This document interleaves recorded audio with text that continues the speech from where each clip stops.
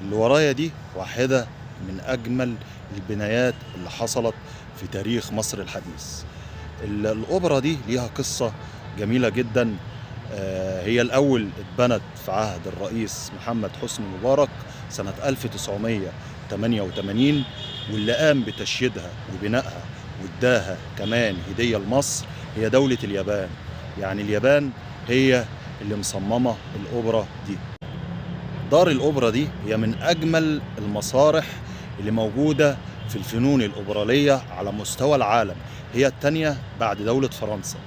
بيتعمل فيها فنون أوبرالية ضخمة جدا جدا يا جماعة. بيجي لها فرق مشهورة جدا في الفن الأوبرالي، سواء في الباليه أو في الغناء الأوبرالي، من أشهر الفرق على مستوى العالم. يعني العالم كله بيتهيألي يعرف المكان اللي ورايا ده.